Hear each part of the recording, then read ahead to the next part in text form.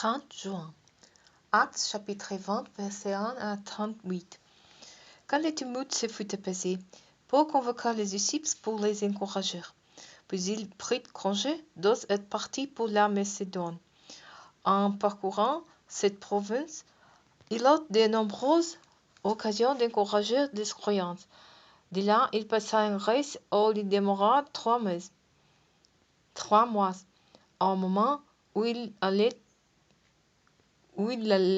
s'embarquer pour la Syrie, il apprit que les Juifs avaient formé un complot contre lui. Il décida alors de repasser par la Macédoine.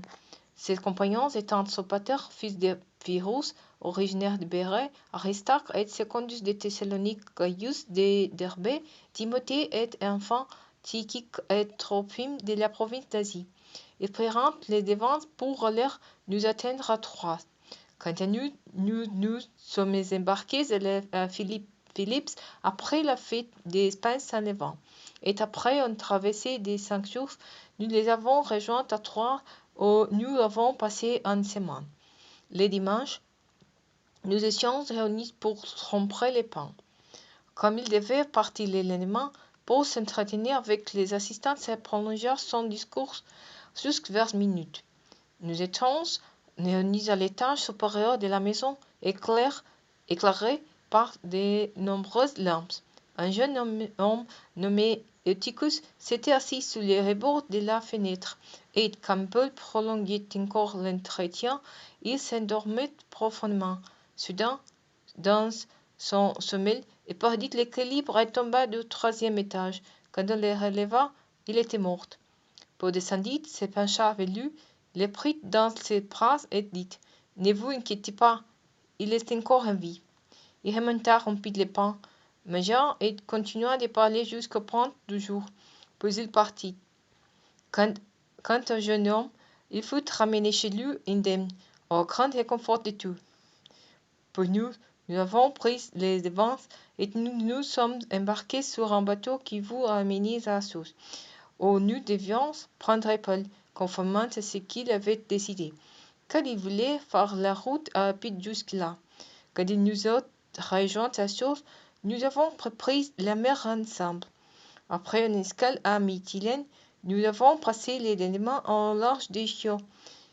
Les jours suivants, nous étions à Samos et un jour plus tard, nous abordions à Milet. Paul avait en fait décidé de passer à Éphèse sans s'y arrêter pour ne pas risquer de s'attarder dans la province d'Asie. Il s'était hâté pour être à Jérusalem si possible les jours de la Pentecôte.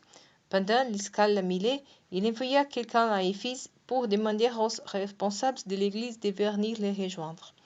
Quand ils furent arrivés près de lui, il leur dit : « Vous savez comment je me suis comporté pendant tous les temps que j'ai passés parmi vous, depuis le jour de mon arrivée dans la province d'Asie. J'ai servi le Seigneur en toute humilité, avec des larmes, au milieu des preuves suscitées par les complots des Juifs. Vous savez aussi que, sans rien vous cacher, je vous ai annoncé et enseigné tout ce qui pouvait vous être utile, soit publiquement, soit dans vos maisons. Sans cesse, j'ai appelé aux Juifs et Grecs à se tourner vers Dieu et à croire en Jésus, notre Seigneur. Et maintenant, me voici en route pour Jérusalem. L'Esprit m'oblige, mais j'ignore ce qui m'arrivera. Tout ce que je sais, c'est que le Saint-Esprit m'avertit de ville en ville que je dois m'attendre à être un prisonnier et à connaître bien des souffrances. Ma vie m'importe peu, je ne lui accorde aucune prise. Mon but, c'est d'aller jusqu'au bout de ma course et d'accomplir pleinement le service que le Seigneur m'a confié, c'est-à-dire de proclamer l'Évangile, ce message de la grâce de Dieu. Et maintenant, je le sais, vous tous, au milieu de qui j'ai passé en prêchant le royaume de Dieu, vous ne me rêverez plus. C'est pourquoi je vous le déclare solennellement aujourd'hui. Je suis dégagé de toute responsabilité à votre égard, car je vous ai annoncé tous les plans de Dieu, sans rien passer sous silence. Veillez donc sur vous-même et sur tous les troupeaux de l'Église que le Saint-Esprit a confié à votre égard. Comme le berger les fait de son troupeau, prenez soin de l'Église de Dieu qui s'est acquise par son sacrifice. Je le sais, quand je ne serai plus là, des loups féroces se glisseront parmi vous, et ils seront sans pitié pour les troupeaux.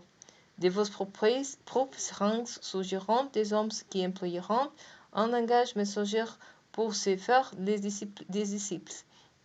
Soyez donc vigilants. Rappelez-vous que pendant 3 années, la nuit comme le jour, je n'ai cessé de vous consoler un à un, et parfois même avec larmes. Et maintenant, il ne me restait plus que vous confier à Dieu et à sa parole de grâce.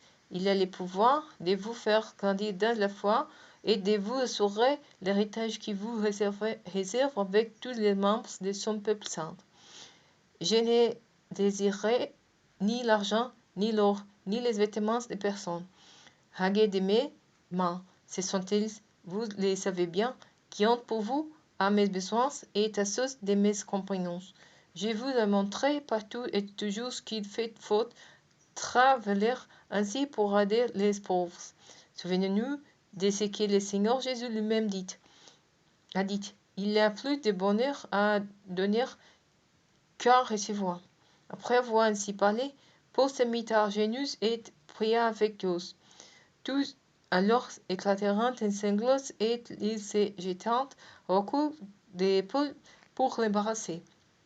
Ce qui les affligeait surtout, c'était de l'avoir entendu dire qu'ils ne les reverront plus. Puis ils l'accompagneront jusqu'au bateau.